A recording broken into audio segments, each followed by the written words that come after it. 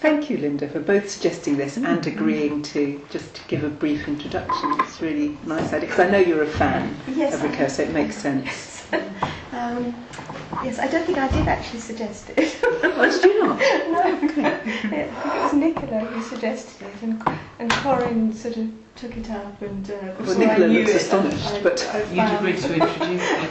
It's very possible that at one time I had said it would be so good, because I find it so difficult that it would be really good to actually talk with other people. Well, I agree. I think it's a really wonderful, sort of slightly selfish opportunity to discuss Ricoeur, of whom I am a fan, with other people who are I hope will be fans.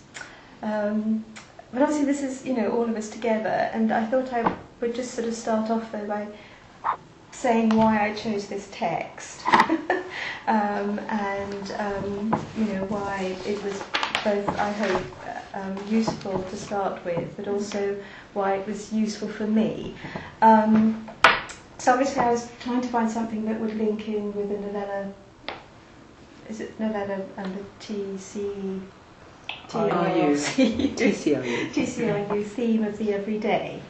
And in the work I'm doing at the museum, one of the things that I'm asking curators to talk about is their everyday lives in the museum. So that's sort of another link, through their oral history narratives.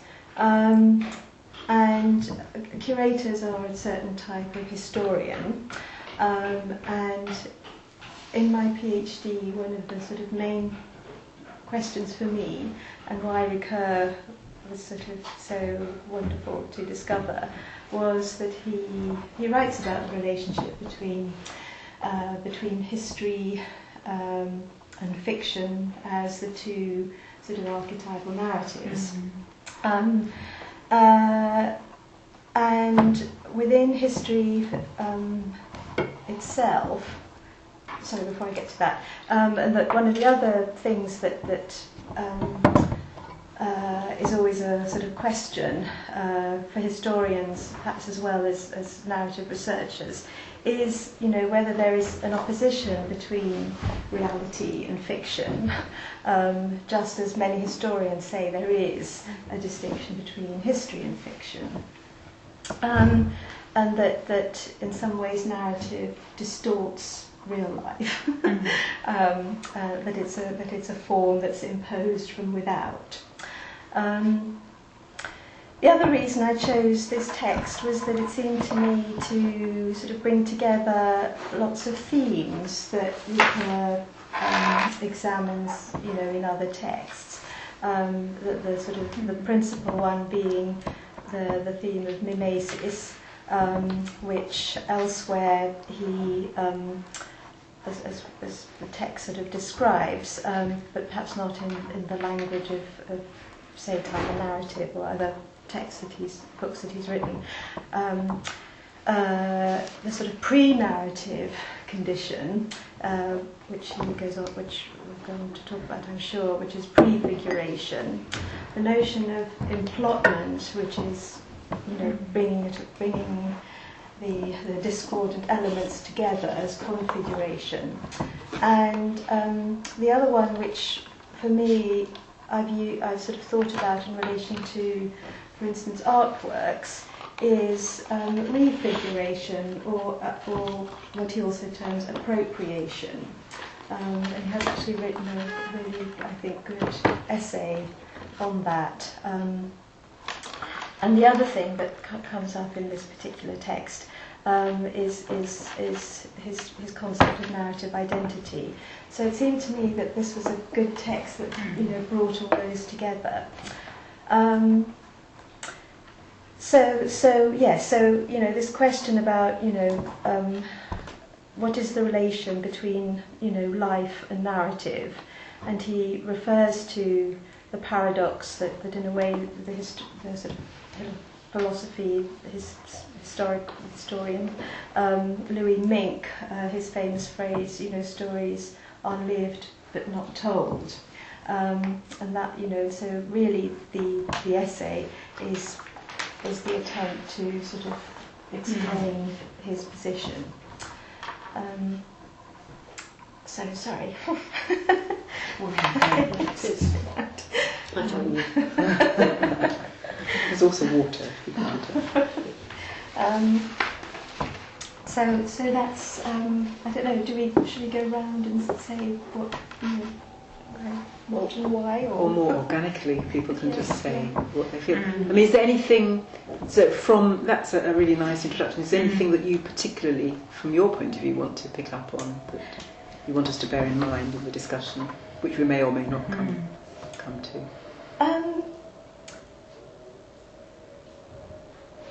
I suppose it's the notion of this, which is very strong in this essay, but perhaps a bit more fluid in other things, about his equation in this essay between narrative and story, which isn't something that is quite as much to the fore elsewhere. And I know we've talked about narrative actually not necessarily, having to be a sort of beginning, middle and end form.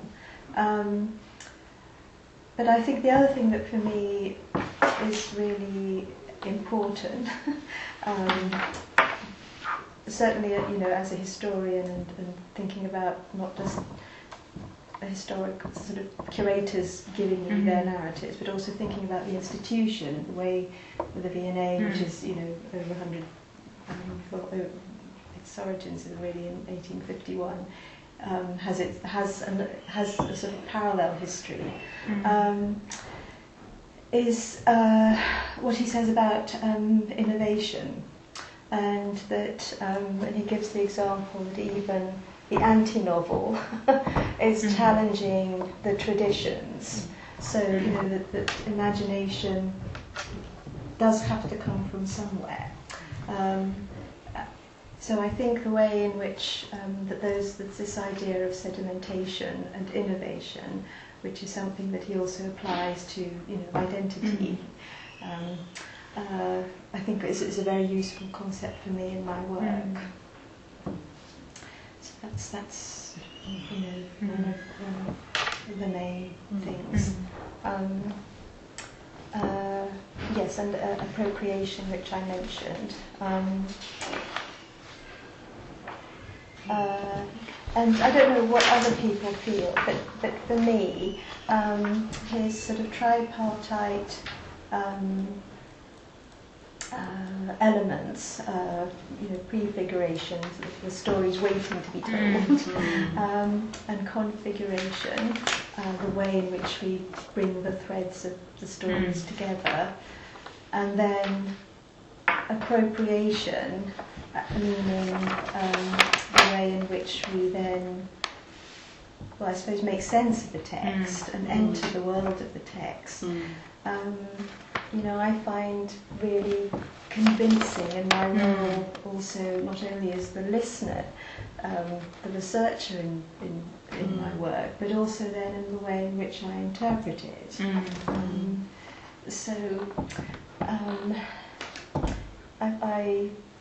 And I have to say that I also read a lot of secondary text, because Ricoeur is really difficult, and I think it wasn't until I realised that it's quite interesting, the sort of that there is a sort of temporality in his thinking, which is that things build up, and that in a way one should almost read him backwards, maybe starting with memory, history and forgetting. I don't know, but in this, it struck me that there's a sort of cumulative thinking of ideas, and that's also why sometimes it makes it quite sort of dense, because it's like he's bringing everything with him all the time. I think that's really great. I mean, one of the things it makes me think is that the very first thing that we had to do for Novella, which is the node, was before we'd ever really started, the director and deputy director of the National Centre for Research Methods came round and said, and we didn't know what they were coming for quite, at least I didn't, and they said, well, okay, what is narrative? And actually that takes me back to there, because we all had to go around the table and say what we understood by narrative without having to prepare. And I remember that your answer, I thought, was quite Ricoeur-inspired in some ways. But, you know, perhaps because Ricoeur is at the heart of so much else about narrative and identities, you know, as I remember, because you gave a sort of answer. Well, I mean, you remember that than I do. But I can, yes, I really appreciate Ricoeur, and so do you want me to take yes, it from please, there, or please you want do. to? So I think, from a sort of more sociological perspective, I think what you picked up on in terms of the sort of sedimentation and innovation, I find really compelling, because it's a way of us bridging the whole agency structure and sort of saying that, you know, we've got narrative forms and narrative content in a way as resources within society that we can use. So thinking about building a gender identity and how you do gender. We've got a whole lot of narratives about gender that we can use or subvert. So I really like that idea of sort of sedimentation and then what we can do innovatively as agents. But what I then find a sort of puzzle is how far you could then push Ricoeur in terms of what it means practically, in terms of the methods that you might use. So I mean, this is a slightly different point, but because I read this years ago when I was doing my PhD, and I remember this being a particularly useful chapter, so I'm really glad that you chose it. Yeah, I think it really does encompass lots of the sort of big ideas. Actually, in a fairly straightforward way, he expresses them in this, rather than wading through. But this issue about, you know, is life, can you think of it as a story? And I think you can, in the way, I think he makes a persuasive, compelling argument, but does that work then in an interview with somebody? You know, to what extent can you then push it in a practical sense to when you're asking someone to tell a story about their life? Are they able to do that? So it'd be useful to hear other people. I don't want to talk for too much. It'd be good to hear other people's. Just to come back on that, because I really liked this idea of encompassment as the synthesis of heterogeneity, and what it made me think of reading was a particular thing that we're doing in Family Lives and the Environment, where we get people to take photos over a week, and the caregiver does it and the child does it, one of the children does it, and then there's another camera for kind of general use. And they come back, so that we bring them back the developed set of photos, which made me think about this story as yet untold, because in a sense when we have the photos, that's on one level they already are a story, but just as in Wendy Luttrell's work, if you just look at the photos without the conversation, they're our stories, they're not really their stories. But I think in two ways. I think one of the things that we do at the kind of culmination of that, which is actually the last interview, is get them to pick just 3 photos which best, from everyone's photos, which best represent their lives. And the ways in which that task makes them tell the story of their life in ways that for them are quite challenging, I think really kind of captures what you're talking about. But what it also, more specifically, it reminded me of the last interview that Helen and I did, I know you've done one since then, where the mother had taken a picture of her home office, which was very messy, and in telling the story of this messy room, she told the story of her, she kind of looked at it, and there's almost, I think, there will be a kind of long pause on the transcript where she kind of thinks, what story am I telling about this picture? And it goes back to her divorce, and then to her, through her divorce to her repartnering, and then through to the present day. So it's one picture of a messy room then prompts a story which goes back more than a decade, I think. Maybe not quite more than a decade, but it's 7 or 8 years, isn't it? I think about the youngest child. But what she's doing is synthesising really heterogeneous experiences around this one photo and using that photo to tell the story. And when I read it, it just brought to mind what she was doing and knitting that stuff together.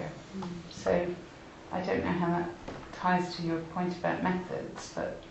So I suppose the question is, it's possible to come up with good examples of people where they've done that very effectively, and that's the case of that. But there are other occasions when you're interviewing people and they feel that they haven't got a story to tell, and there's quite a lot of resistance there, and there's a sense in which, you know, at what point does a life become a story, or at what point does an episode in a life become a story? So Mark Freeman's book Hindsight, he has this example, which he's used in other things as well, where he talks about his relationship with his father and the fact that he had a very troubled relationship, and then they happened to drive back from college together. His father gave him a lift home, and they had this and he said in hindsight it was really meaningful, and we had this conversation about how we loved each other really, but that it only became meaningful because his father died shortly afterwards, and so that was like the last proper conversation that they had. Whereas if his father hadn't died, he wouldn't really have a story to tell necessarily about that particular car journey. Or he might, but or later, he might, but he can't for a different know. reason. That's right, but he doesn't, you know... It might be a different story. And so there's a sense in which, you know, where somebody is in their life, you know, whether they're in the middle of a divorce or after a divorce or repartnered, they would then create a different story. And, you know, there's other people that have criticised this idea of life as a story by saying that you can never have a whole life as a story, because you can never be dead and telling the story of your life in a very we don't know how way. they'll end. Polkinghorne is actually, you know, sort of, but nonetheless thinks of it as storied, even though none of us know how it will end. I mean, which is the key thing, you know, sort of, none of us do know how our lives end. So it is always a story in process. It's about the act of becoming. Yeah. And interestingly enough, at Narrative Matters 2 years ago, a year and a half ago now, Bruna, who I love very much. I mean, as a theorist. We'll just let that wash over us. I'm going to draw a big heart, you know, and fall Exactly. So I'm a Bruna tape, isn't it? Sorry. Yeah, it's okay, Joe knows that I love Bruno, it's fine.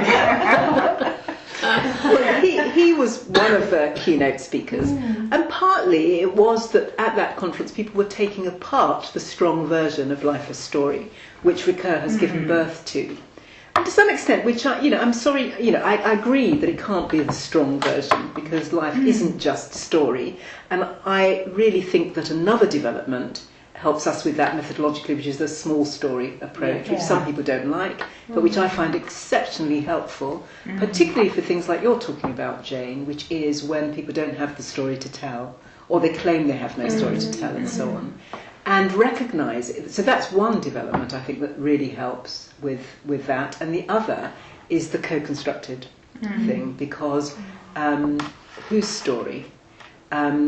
You were talking about how with the photographs, say from Family Lives and the Environment, they would be our story, because you see a photograph, you make something of it.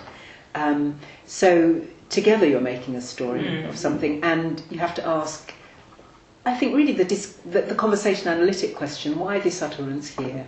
Why are they telling you that they have no story to tell? Why? That kind of thing. So I think that those developments have really helped, and you're right, a lot of people have criticised very sharply the notion of life as story. But nonetheless, I think Ricoeur was absolutely right. That, and in preparing for Friday's talk, that essentially really struck by Daniel Kahneman, who comes from such a different... He's an economic... He won the Nobel Prize for Economics, but he's a psychologist, but there is no Nobel Prize for psychology. And he talks about the way in which... experience is in the moment, and remembering is the thing that makes sense of the experience, going back into the past, but also he thinks of it as a remembering into the future as well. So making sense of it. And I think that it is that necessary distinction between, you know, what's going on at the moment and how one experiences it, making no sense in a way, that temporal flow, until one looks at a temporal flow of a bit longer period. Yeah, I mean, I feel a bit. I find lots of really useful ideas in here, and I did like the traditionality and the kind of sedimentation and innovation. But I'm just wondering, does he really underplay the sort of artifice and synthesis as well, and the kind of cultural specificity of it, and the historical specificity of it?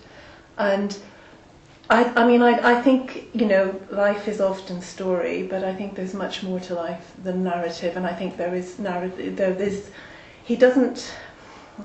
I mean, he talks a bit about what is in excess of narrative, in terms of he talks about physiology. A life without narrative is a kind of physiological experience, and then he talks later about being entangled in people being entangled in their stories before a dominant narrative emerges. But I don't know. I think kind of just with a bit of a psychosocial head on, I just think that, you know, there is that point that that Judith Butler makes about kind of, you know, whenever we try to tell ourselves, we will kind of always fail in some way that is nevertheless important to who we are. And kind of knowing that, and then she makes the ethical point about knowing that about ourselves means that we demand it less of our research subjects, because I suppose thinking about the kind of methodological implications, Jane, what it really kind of brought out for me was actually this kind of demanding of the story, this kind of are people not coming up with the story. Actually, to tell a story is kind of, and to synthesize and pull yourself together in a particular way for a particular audience is a task, and it's a task and a half, and, you know, it's kind of something that I don't know. I mean, I suppose I thought it was there was a lot that was very useful, and I think what he does have to say about co-construction and the kind of the text being completed in the reader is interesting. But I think if we're thinking about the person being completed in the reader or the researcher, we're onto something a little bit different. And I mean, that brings with it quite a lot of ethical responsibility. I suppose the ethical implications were where I went with in terms of method. And also just thinking about kind of, like writers like Stephen Frosch, thinking about kind of, you know, how people sometimes tell stories retrospectively to hold themselves together in a way, and to kind of what's in excess of narrative about the experience, possibly in that sort of concern about dissolving experience or kind of falling apart. And I thought that made me think also that actually what he assumes here is quite a benign reader, usually, possibly apart from the judge who talks about the dominant narrative that comes out of the entangled stories. I thought was actually a strange and quite, you know, interesting example of this.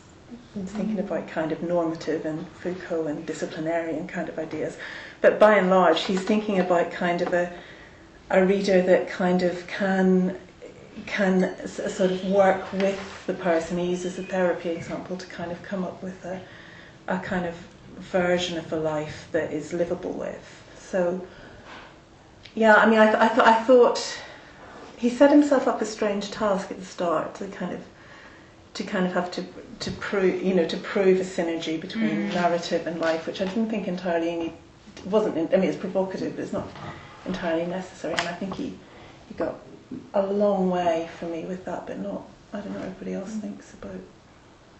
Can I just say in defence of... No, I mean, I'm not attacking. I mean, it does sound like an attack, but it's not meant to be. Yes, no, and ethics obviously, you know, becomes more and more a kind of key theme for him. But I sometimes wonder about the translation.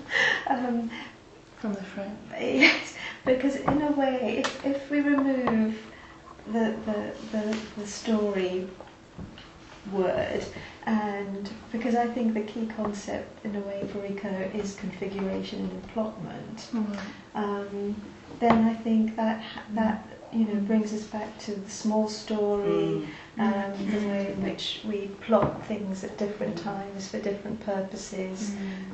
And the co-construction has to be part of that, because it's not the one story, because that's the mistake of thinking it's the one. Yeah.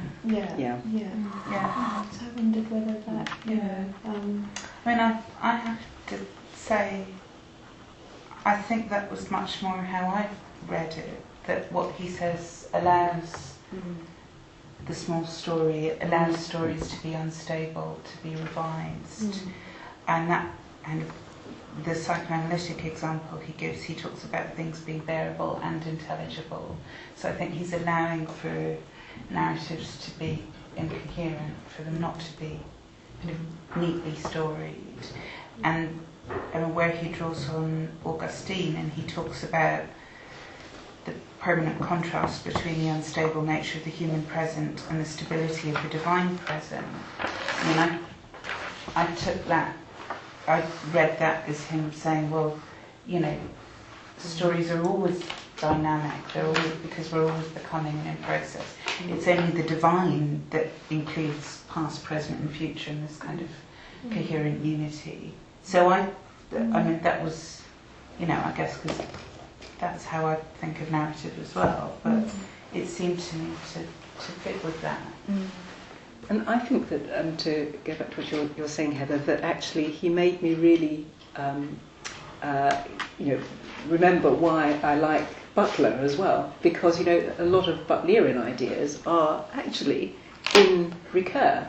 So all that about bearable life, which is a concept from Butler that I find so helpful, really, he already has got that notion, and mimesis, sort of is part of her performativity.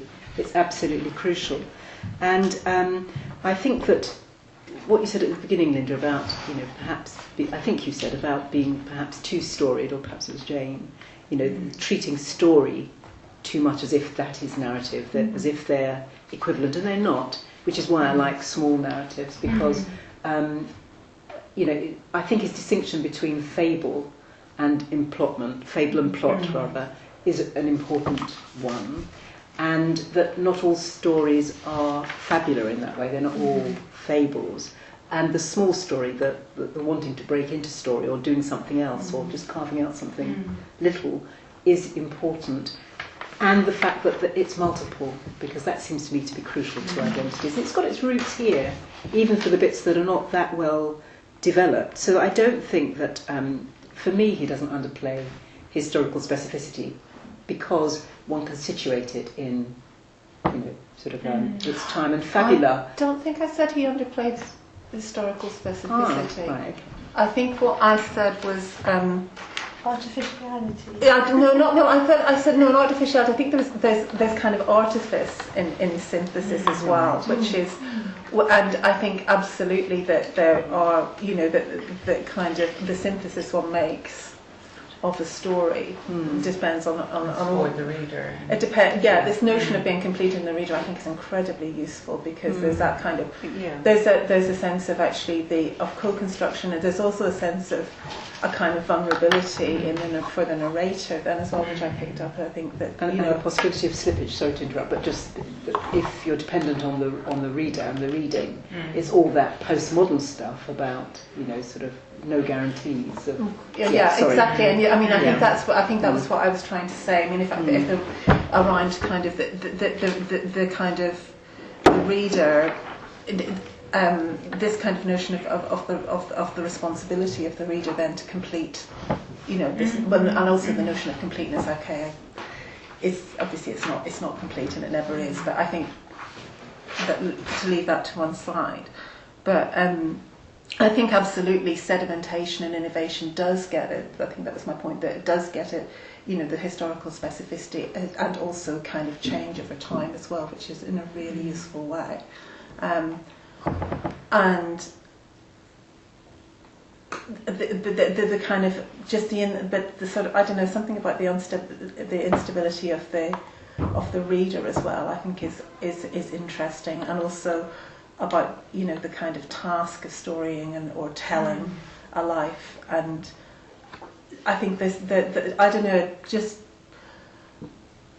I'm kind of sceptical about whether a life can be told. I mean, I don't know how the degree to which a life can be articulated, and I'm interested in what's beyond articulability.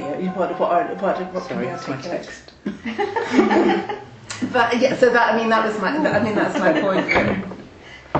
Yeah, well, it's quite interesting as well, because I think you said, but correct me if you're wrong, that you made an elision between person and life. And I think that life as plural is very different from person, which is where identities sort of partly come into it. Yeah, well, I mean, if I did that, definitely what this does open up is the notions of multiplicity. Exactly, and that's yet another way in which he was, I think, prescient in a way, or not prescient, but ahead of his time, maybe. Yeah.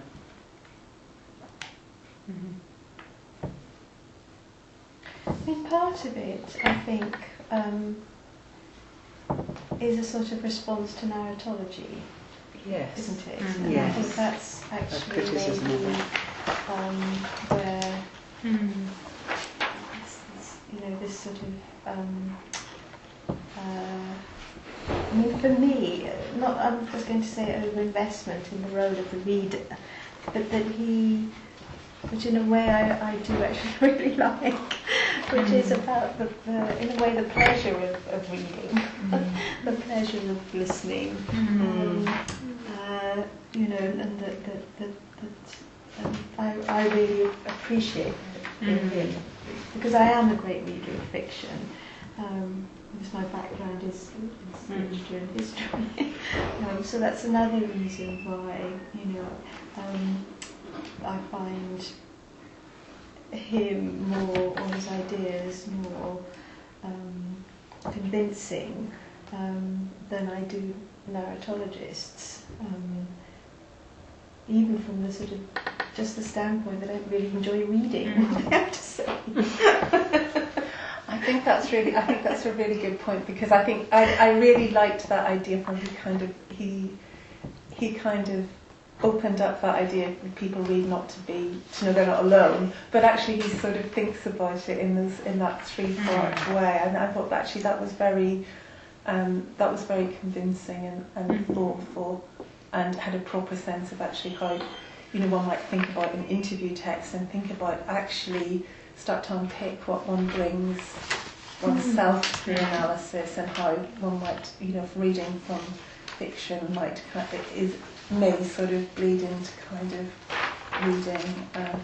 reading a transcript. I thought that was really effective.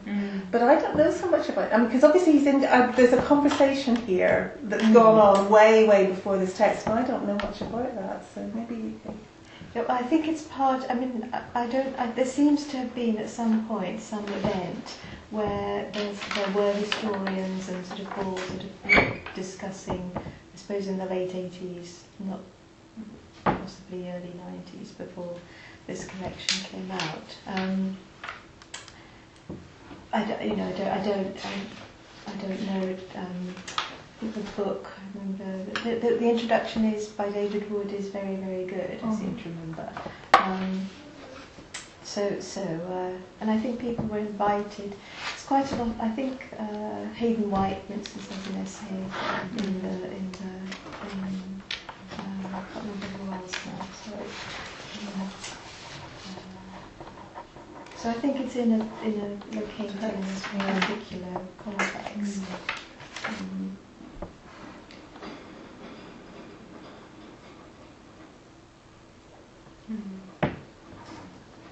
But I think about the ethical thing. What I also like about it is that for him, imagination has a sort of ethical component, isn't it? In the sense that we're entering another's world view, and that's not just understanding of the self, because he has those forms of mediation, but that is ethical, sort of, it has an ethical element to it. So it's not just a sort of mere romantic daydreaming or whatever. Yeah. But that that it is a form of. Well, he prefers the word. I think he uses the word understanding.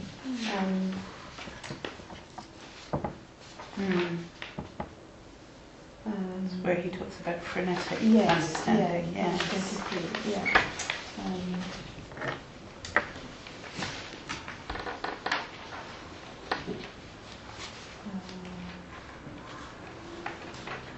At the top, that can develop a sort of understanding that can be termed narrative understanding.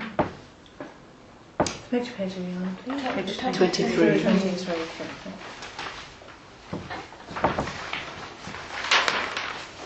So I think for me that's the other thing, is the relationship with form as well as content, which I think the phrase narrative understanding, that's what that means to me, that that it's part of understanding the type of story or plotment that's being done,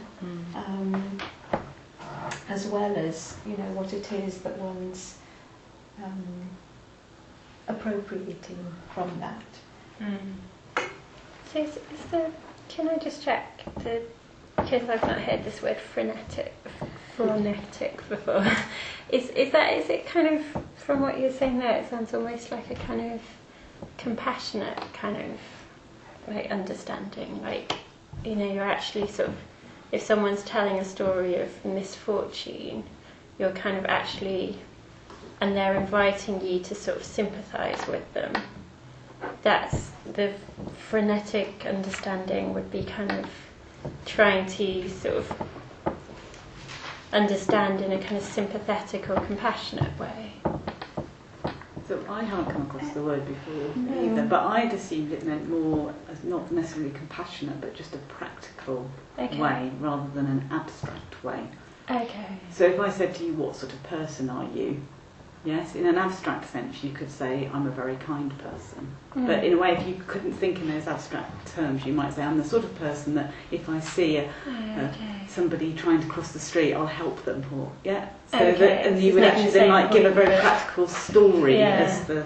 Okay. He counterposes it, doesn't he, to theoretical. theoretical. So the sort of abstract, these. So in sort of sociological, social science terms, whether you talk about variables and how one variable affects another, or whether you then give a more sort of tangible, well, here's a case study of somebody who came from this sort of background, and they had this type of education, and this was the result for them, and that you actually then show how those variables, not in an abstract form but in an applied form. That's what I took it to mean, but you may have a different take on it from understanding more about the curve. Well, I think this is a really interesting problem, because I don't think it's empathy. I think it's in a way not dissimilar in my world to what you're saying. Which is to understand, well, to understand that, say, a story is tragic, because I understand what tragedy is, and I might even understand the way in which, or the different ways in which somebody can recount a tragic and plot a tragic experience. Let's not use the word story. So it is affective, and I may empathise, but I may not. I may, because actually it may lead me to understand what that experience is, because I haven't had it myself. Say, so I see it more that is what narrative or implotment, particular implotments, have the capacity to do. You see what I mean?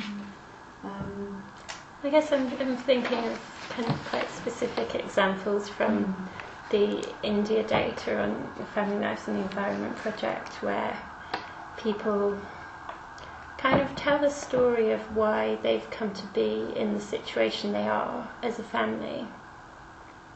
And it quite often comes with, not always, but occasionally comes with a request for help.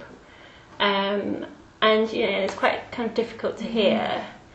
And it's kind of just thinking about what the reasons why people tell those stories. And I don't think it is only to try and get help.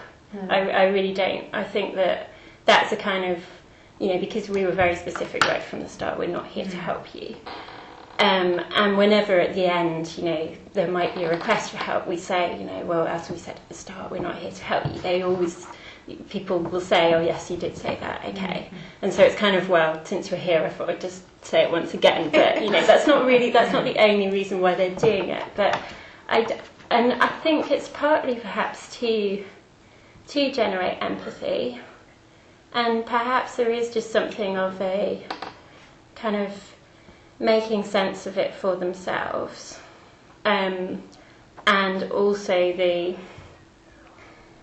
recognising us as kind of outsiders and knowing that we wouldn't, maybe it is that kind of trying to give a concrete example, because people sort of thinking, well, they're not going to, if I just say, well, then we lost our house and had to take a loan. If they kind of talk about that in two sort of theoretical terms, these people won't ever have experienced that. So I'm going to tell the whole story in order for them to understand. So there's kind of quite a few things going on there. But, the response it kind of provoked in me was kind of guilt and kind of sort of powerlessness. And I guess that was kind of the response at the time. Kind of reading that now, I think I can be slightly more removed and kind of empathise without automatically thinking, this is somehow my fault because I'm not helping them. So sorry, that's probably a complete tangent. I was just trying to sort of work out why people why people might be telling those stories and how they might expect me to respond to it. Yeah. I think Colin writes about that really well, doesn't she? She does. In her work with HIV. South African women. And it also raises issues about the stories that can't be heard, which is one of the reasons I like his laying out of what the reader has to do, because not every story I think is hearable any more than every story is sayable. It's not hearable in the sense that someone might be telling a story and the hearer just either chooses not to hear it. Well, chooses not to hear it, or is it unhearable in the sense of it's so bad that you kind of block it out? Well, I think that it is a psychosocial thing, so I think some of them just can't be. I mean, it's interesting if you look at interviews for the points at which somebody goes on to something that might surprise a reader. Why didn't you pick up that, or why did that never come up again? When somebody perhaps made a huge effort to say something. And I think it's not that people are horrible, and it's, some of it is feeling guilt or whatever, but some things just can't be heard. They might be heard later in the same interview. They may never be heard. Yeah. The other thing about the sort of untellable story that comes into a sort of different sort of ethics, I think, and unpicks this a little bit, is that we do have this sort of standard narrative form about overcoming difficulties and in a way everything being all right in the end. So actually, if your life isn't all right in the end, and this, what you seem to be saying at the very beginning was this too particular? Is this really universalisable? And sometimes I wonder if, from a sort of educated middle class, there's a sort of story about getting to university at some point and having made something of your life. And whereas if actually you feel your life has been a series of failures, then how do you tell that story? Because, and the same with people who are experiencing really severe illness, where there isn't really any hope and they haven't actually come to terms with it. It's sort of like an unhearable, untellable story. There's no, and although she died, she was at peace at the end, and there was a miraculous cure, or it brought her closer to her mother, or it is just, no, this is awful, and it's unknown, and it's going to carry on being awful, and it's all. So it's possible maybe to talk about how you're feeling and your experience, but is that a story? Yeah. But, sorry, go on. I'm not sure it fits, but it reminds me of something that one of my interviewees said. That she told me I was brave to do what I was doing in my interviews, and I really didn't understand what she meant. And I asked her, and she said, "Well, because most people don't want to listen to stories; they want to solve problems." And she actually found it incredibly positive, I suppose, that she could just talk. She could. I mean, she hadn't asked to talk. But she saw that difference of I wasn't trying to solve anything or make anything work for her at all, but I was listening intently. But it's interesting, isn't it? Because there's a subtle difference in what you mean by listening to stories. Because I might come back at that and say, but actually, listening to a story is always a problem that's already been solved. Because the very fact that you can tell the story means that it's got some sort of resolution. But there are resolutions at different levels. I think that's what it is. Because just thinking about your first example, if your life is a continual failure and you've not got to university or anything like that. Well, in Dan McAdam's terms of the redemptive American life story, there are different ways in which surely you can be redeemed. I may have failed forever and ever. I may never have managed to get one GCSE or whatever, and I did keep trying. But, that's the sort of person I am.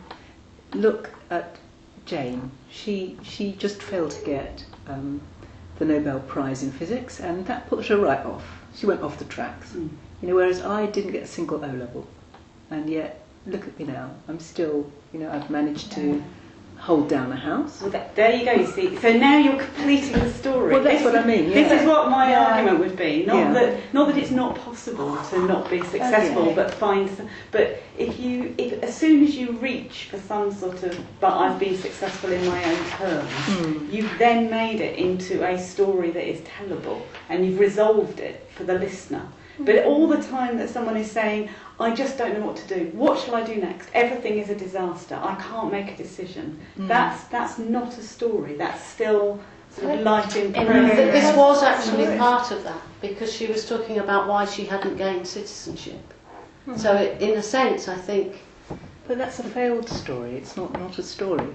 But it's possibly a story about a failure, but it's not a failed. It's still an account of something. And I suppose kind of maybe that's a little bit my point, that actually what he's talking about is there's some ways that we need to implot things in our particular culture at our particular time, that the kind of experiences that are outside that plotability or the capacity to implot, whatever, either can't be heard, can't be told, or come across as a non-story. And I think also, the tellability thing, I think I'd even push it a little bit further, because it might just be that it's something very specific to you, that somebody says something in an interview that is not, about a tragedy, but it's something really, really specific to you that you can't bear to hear. I remember doing interviews about motherhood, and a woman started this kind of extraordinary story, just this story about the difficulty of finding childcare, and I literally couldn't bear to listen to it, because it just called up, kind of anxieties in me I couldn't tolerate, and anybody else listening to it might have responded in a different way. So I think there's something about, it doesn't need to be a tragic kind of, you know. So that's the hearability, not the tellability. Well, it's exactly what can be heard. Yeah, I think there's something quite. But I think maybe there is something about. Maybe that's what I meant, kind of this artifice around synthesis, because maybe there are particular plots and narratives that we are kind of, you know, the things we learn as children, that actually a life story ends like, you know, there's a kind of struggle, and then, you know, it's the princess. Yeah. Well, exactly, and it ends like that. But I don't think necessarily other cultures are so kind of in love with that arc. No. And I think that's quite interesting. I think it depends on what's being told, and I think that's what I really liked, this idea from Aristotle about every well-told story. Sorry, page 22. Every well-told story teaches something, and just your example, Jane, made me think of one of the Young Lives cases that I wrote about. A chapter about disclosures and talking about what makes something a disclosure. And there's a small story that the mother in this family tells in her round 3 interview, which, if you just look at it at the surface, is a disclosure of domestic violence. It's a small story about her husband being violent to her the night before.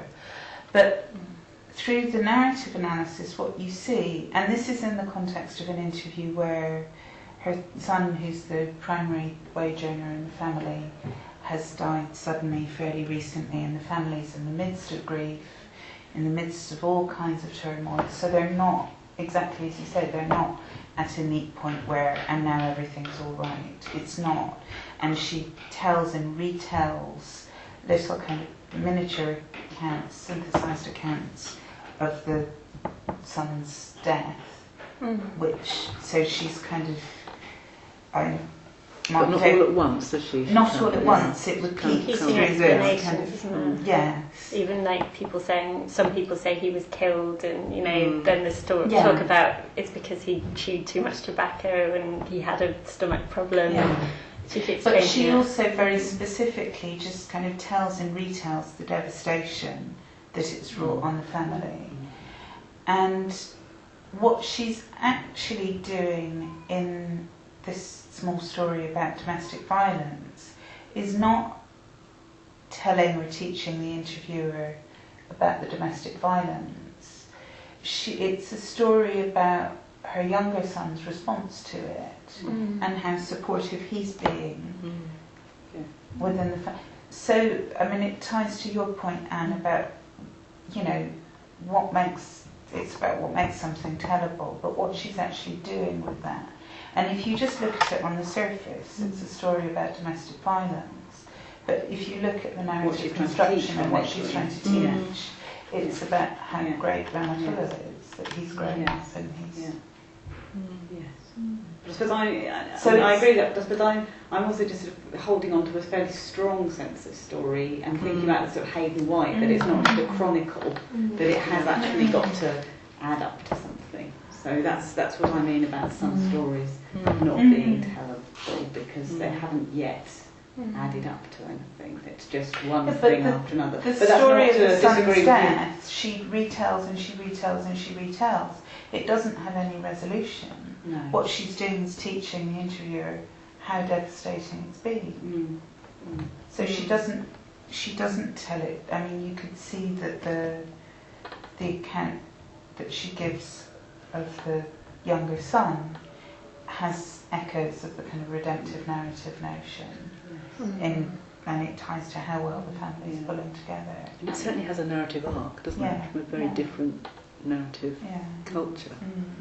But this issue about chronicle is one that we that we discussed from that postgraduate day, because Linda had written what some people said was a chronicle, and I thought was a clear narrative, because even though, I think you better keep telling other people's stories, not as well as they could. Yeah, well, I'm still thinking about it, obviously. It was an instance of a handwritten chronicle of a day. So it did have a beginning and an end, in the sense that we understand a day as a bounded entity, that I happened to see in an exhibition about photography in the Mass Observation Archive. And this woman had written, basically from when she got up to the end of her day, the things that she did. And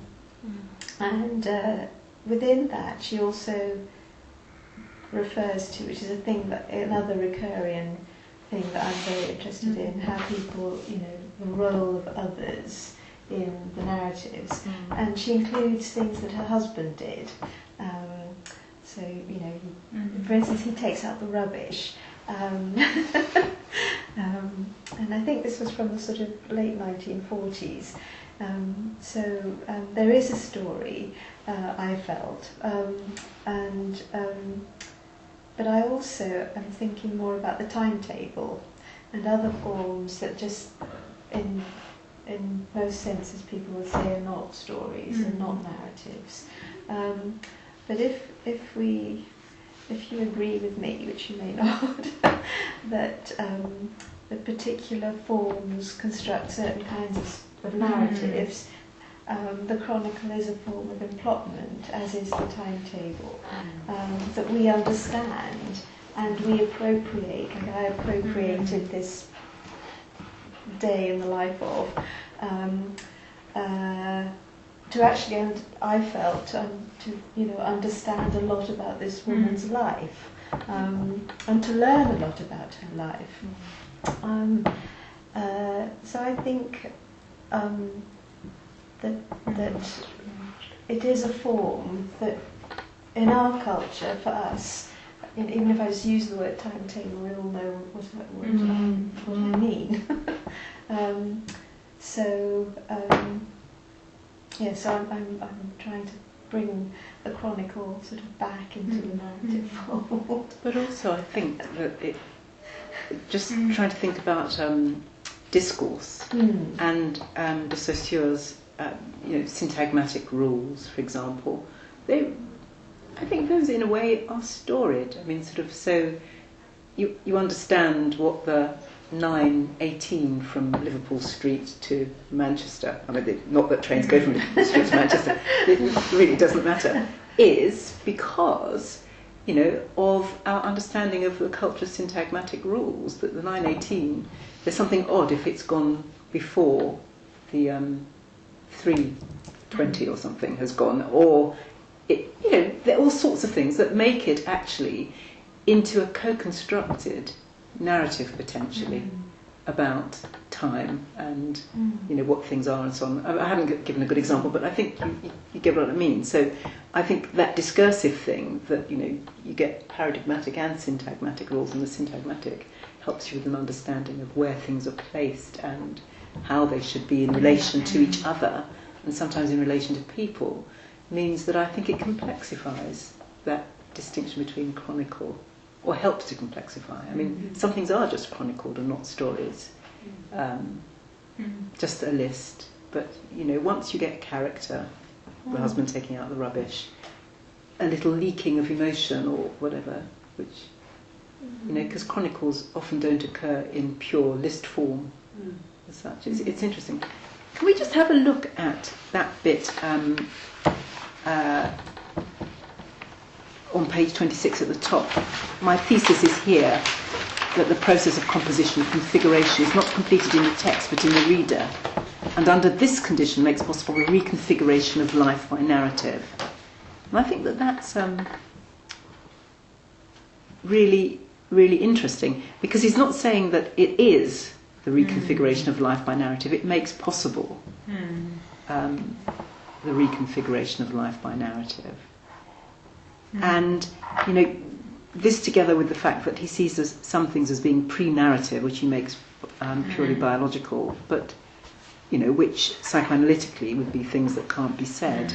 I think that, it has within it the possibility for life to be more than narrative, I think. Sort of, one of the criticisms that people have often made is that it seems to reduce life to narrative, and I think it doesn't. I think it creates a space, really. I guess when I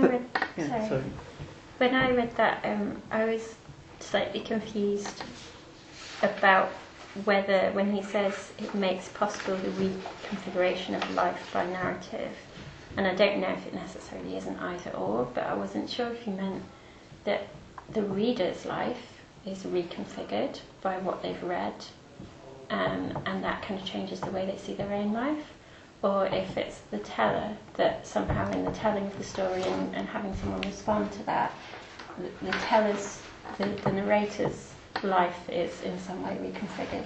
And as I said, it might not be an either or, it might be both. I think it's both.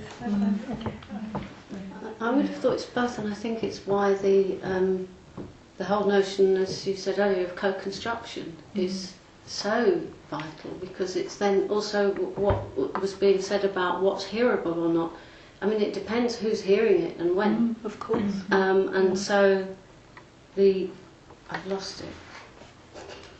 That's what I was going to say. But I mean, it struck me as both, that the co-construction can't be taken away from it, and therefore, in the example given of childcare, somebody who hasn't had children or didn't have that problem is going to hear it where someone else isn't. And I think that's crucial in our ethical thinking as interviewers as well, of what we're hearing and what we're not able to hear. So I don't think there is an end to it. I think it's always ongoing, because another reader or another listener will always make something else of it.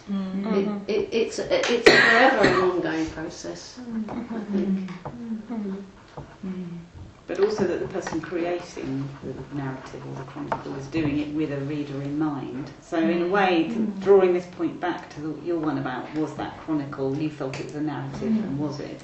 Is that, in a way, if it was a really minute chronicle, if it had been something where, and then I took a breath, and then I took another breath, and then I turned the taps on in the bathroom, and then I turned them down a bit, I know I go on. But I mean, you could imagine, it's like the sort of Sartre, view of the world. If you start thinking about everything and nothing else. Yeah, that's right. But so that person who wrote that chronicle had already got a reader in mind, because they'd already done a lot of editing, in a way, to sort of say, how would this be interesting? So it was a text that was readable, and then you, by coming at it with some historic distance, were perhaps more interested in it than her next door neighbour would have been. Yes, so it is this sort of way in which the reader completes, and then somebody reading it in 200 years' time would have, or somebody from a completely different culture would have a different interest. Exactly. So that's no, I agree. I mean, as it happened, I read the same thing at the exhibition, and I was absolutely fascinated by this brief thing that seemed to say so much to me. It just completely hard to imagine. It is selection, isn't it? It's and that's why chronicle and narrative can merge. I mean, as you they say, start. There is a fuzzy boundary between them, perhaps. But I think what interests me about narrative is the fact that it's not just something that we use in our research, but it is something that occurs in everyday life. And we do know that there are some people that narrative is a way of holding the floor, and actually some people, you think you're going to get a narrative and they're holding the floor, but actually it doesn't work. They do just tell you a chronicle that isn't very interesting. And there's a sort of social embarrassment when that happens, but also older people. I mean, it is one of those things that the brain, they stop being able to select so effectively, and so you do get these endless chronicles that don't actually amount to anything, or it's very difficult to locate where it means something to them, but they can't actually get that over to the reader or the listener. And that's what Phil Salmon and Cathy Riesman's chapter in Doing Narrative Research is about, because Phil is saying, well, what do you make of this? You can't make anything of this story, with particular forms of mental illness or whatever. Not everything that people says can be storied in that way. But of course, another thing I like about narrative analysis is that one puts a story on what's going on, not just with what's been said, but also with who this is, positioning, time and so on. And I also like, just down below here on the same page, to appropriate a work through reading, and I think through listening as well, is to unfold the world horizon implicit in it. And I think that that's actually about culture and positioning and so on, the world horizon, which includes the actions, the characters and the events of the story told. As the result, the reader belongs at once to the work's horizon of experience in imagination and to that of his or her own real action. Well, horizon of expectation and horizon of experience continually confront each other. I think that brings particularity into it as well as, sort of the broad worlds. It made me want to read Gadamer, but I don't know how many people around the table have struggled with Gadamer and would recommend or not recommend. No, I've not read any Gadamer at all, not a single bit. Maybe we ought to, just at least get something out and have a look. Maybe that's something that...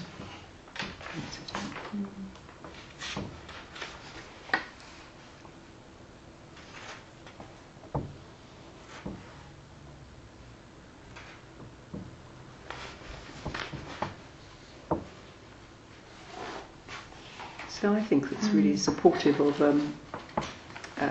Judith Butler's work. What's the, you mentioned before, the concept of the bearable life? Yeah. Judith Butler has a notion that, basically some things are not recognisable in the culture. Okay. And if your story is not recognisable in the culture, then you're constructed as absent from it and as having an unbearable life.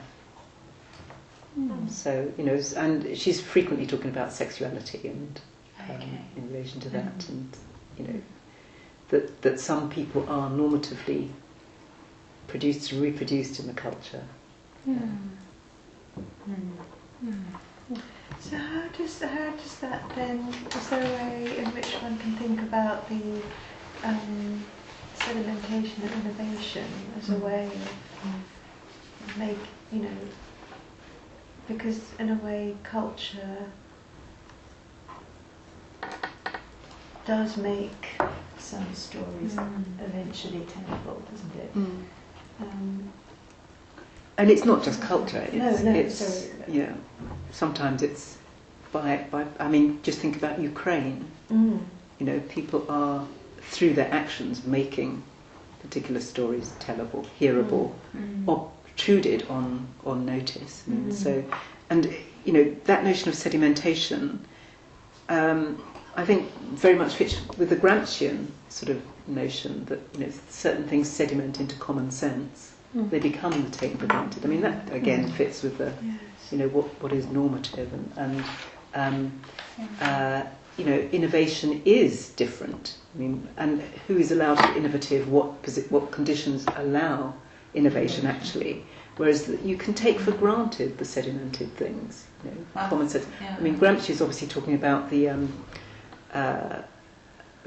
middle classes, the aristocracy, and so on, being able to get the things that are particular to them taken for granted as routine, as applying to everybody. But I think it's similar. Is it similar to Bruner's idea of folk psychology? Is that the term he uses? Things that we use of common sense, things that become common sense. Well, Gramsci talks about sedimented into common sense. So it is I think that one of the things that I like about narrative is that so many people are approaching what I think of as similar things that have a bearing on it from different sides in a way.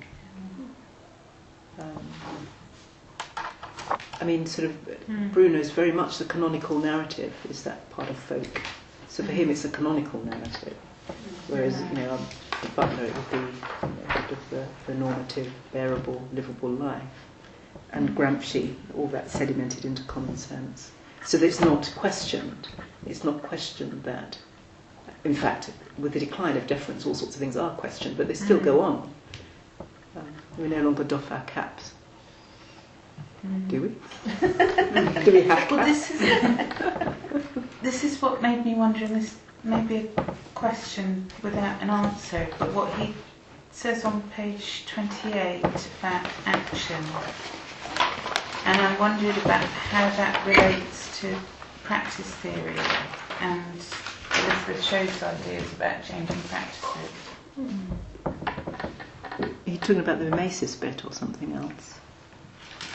No, the second paragraph.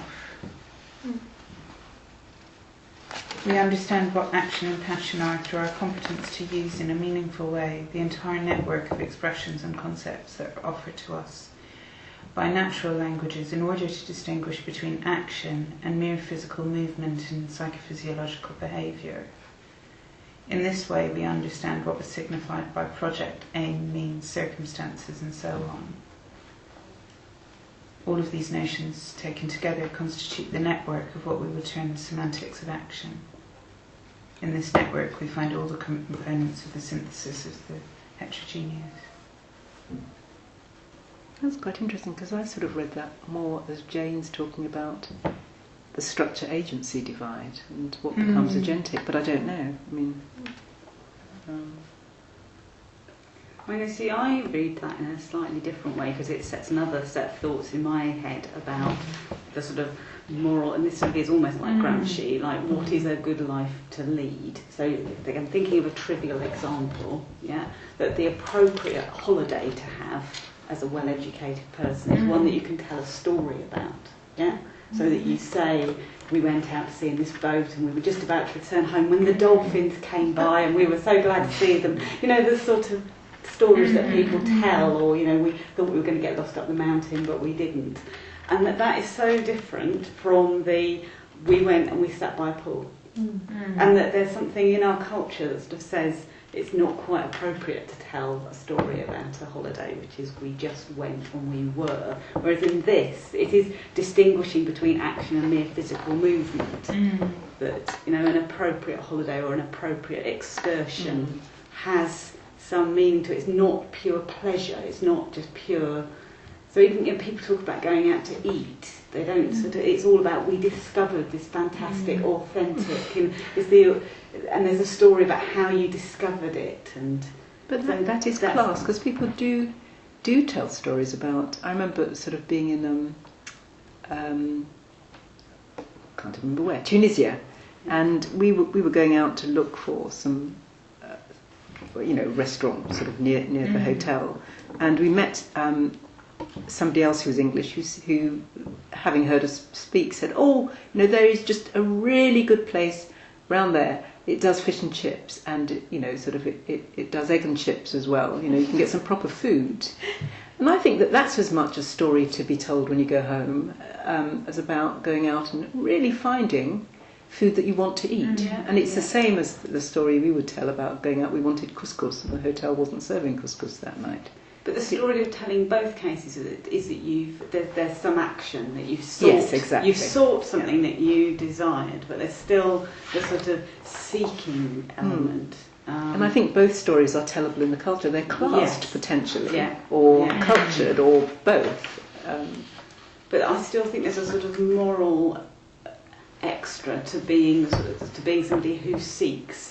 So you can get sort of so you get moral sort of agentic points for that, rather than if you say, well, we went to this hotel, the food was rubbish, but we just sat in the hotel because we couldn't be bothered to leave it. And people are laughing because this is sort of like an untellable. You cannot imagine. No, people tell that story though. I disagree, because people do say, that was the sort of holiday they wanted, and that's the story in itself. So you want the holiday where all you're doing is resting by the pool, and so then that's actually because it then as becomes a sort of that they're subverting the story that they know people are more likely to expect to hear.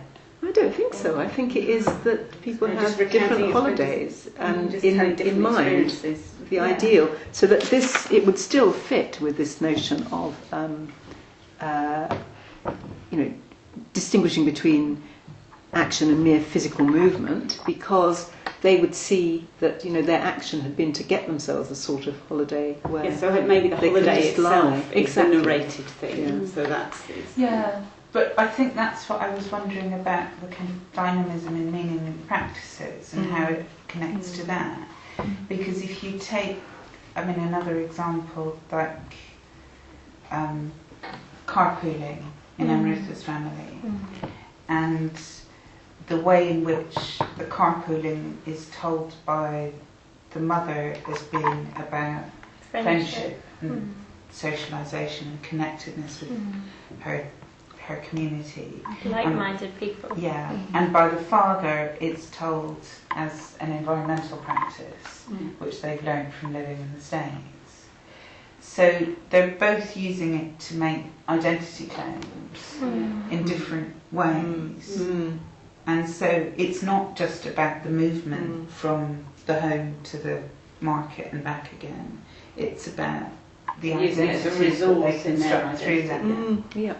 An identity resource, that's really good. And that's something we haven't really talked about, the identity claims here. I mean, because we've talked about life, we've talked about person, we've not talked about identity, which is obviously another huge area in which this has been taken forward in sort of the construction. And I think that's what, I mean, I know Elizabeth Schover's looking at practice in a different way than we are, but my feeling about her work is that she kind of, I think the meanings of practices get underestimated in her because she's interested in the practice as phenomena, not as I think we're more interested in the practice as a lived experience. So it's more personal, what we're interested in, or familial. So we are just coming at it from different places. But it's with our interviews as well, the very fact that we're doing a project about the environment, and as much as we say, you know, we're not judging you on how environmentally friendly you are, in certain cases there's been very much this kind of, I need to be able to justify why I do this. Well, why I don't do this. Yeah. I mean, I'm thinking of the kind of the boy counterpart to Amrita, to Amir and his family, and they're talking about why they have air conditioning, and they say, you know, it's not a luxury, it's a necessity. You know, my father was very ill and was in a lot of discomfort, and that's the point when we got air conditioning in the house. Or, you know, we've got a backup generator because my mother has got stuck in the lift on more than one occasion, and it's very hard for her when the electricity goes off and there's no backup. You know, it's this kind of idea of we know that we're kind of going beyond what's possible for a lot of other people in our society. We know that not everyone has the kind of is privileged enough to be able to have their own private generator in their home and to have air conditioning, and so we're getting across just how much we value that and how we're using it kind of responsibly. But that's about the tellability of practices, actually, isn't it? That, you know, the air conditioning practice, or I'm thinking about the family that Ellen and I have just completed, the long haul flights and the not recycling and all of those things are made tellable through the absence, well, I suppose the flight practices or the holiday practices, but they're made tellable, they're justified in the justified. We probably should stop, but it'd be, do we want to have a round where people just say one thing that comes to mind from the paper and the discussion, or would you rather not? Or anybody who feels like it, as in a Quaker meeting, says. I mean, I found it enormously interesting, I have to say, but I hadn't read it for a long time, and I think I hadn't read it in a lot of depth, partly because, of course, you come up against Ricoeur in so many other things, and people are always citing him. You think you know him better than you actually do, at least in my case. So I was really pleased to go back to it. And also, Bruner does exactly that, go to the classical sources, doesn't he? Because he's interested in in the old sort of uses of narrative and where it's come from and so on. And it's really nice to see what he makes of it as well. I think I've really found it helpful to hear how everybody's using narrative. And the thing that struck me listening to you is the notion of the tellable story, that somehow also is back to this notion of the good story, which I don't often think about in my work.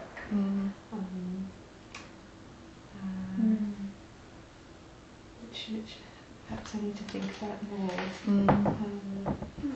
But he glosses over this the Socratic notion of the unexamined life is not worth living, doesn't he? Which Nussbaum, for example, makes a great deal of. But just here, so that if you have no stories to tell, it's not a life worth living, which is also an interesting ethical claim too. It's because quite a few, some of my curators, there are a couple who are on my list, and because it's become a little bit of an awkwardness with. I know that some people are thinking, why hasn't she interviewed me? So occasionally I say, you're on my list. One of them, who is definitely near the top of my list, keeps saying, I haven't got anything to say. But I know that he will have, because it's often, as we know, most people do have very good things, very good narratives to say. Interesting. It also makes me think that quite often people will ask us when we're interviewing, is this really what you want to hear? Because we're interested in the mundane and it doesn't seem like it makes a good story. Yes, absolutely. And my curators, the curators, are always interspersing, I must tell you about the time when, or if they're talking about an object, they'll tell me the story, the history of the object. So they're always sort of, pushing in with those things.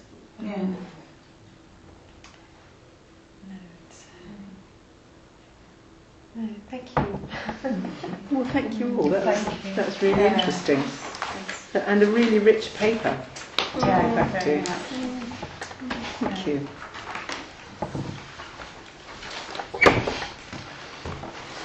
It's hard from novella for Rowena. If anybody's kind of likely not to see her, Would you like to